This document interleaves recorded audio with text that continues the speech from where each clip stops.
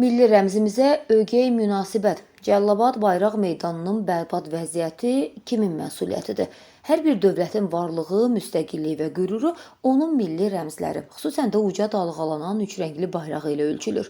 Təəssüf ki, bəzən bu müqəddəs dəyərlərə göstərilməli olan diqqət və qayğı yerli icra strukturları tərəfindən arxa plana keçirilir.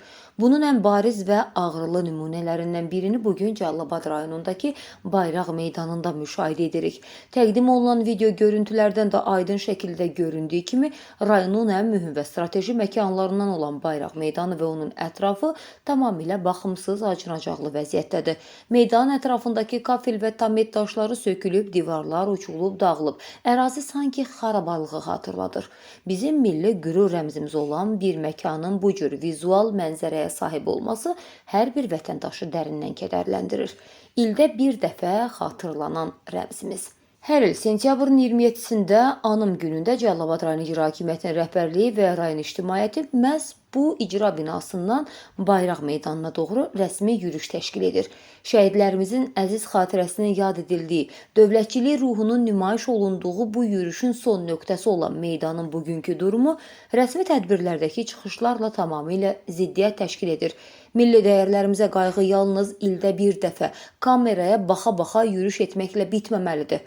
Büdcə vəsaitləri hara xərclənir? Dövlət tərəfindən hər il rayonların abadlaşdırılması, infrastrukturun yenilənməsi və bu qəbildən olan mədəni tarixi məkanların qorunması üçün dövlət büdcəsindən milyonlarla manat vəsait ayrılır. Sual olunur, Cəlilabad rayon İcra Hakimiyyəti bu qədər böyük diqqət və maliyyə fonunda rayonun mərkəzində ucalan Bayraq Meydanını niyə bu qədər baxımsız buraxıb?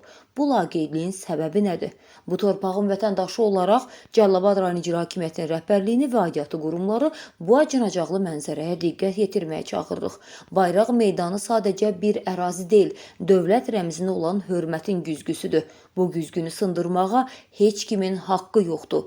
Ərazinin ən qısa zamanda əsaslı şəkildə bərpa ediləcəyinə və aidiyyatı qurumların öz vəzifə öhdəliklərinə daha məsuliyyətlə yanaşacağına ümid edirik. Səsləndirilən iddialarla bağlı qarşı tərəfində mövqeyi olarsa, həmişə olduğu kimi işıqlandırmağa hazırıq.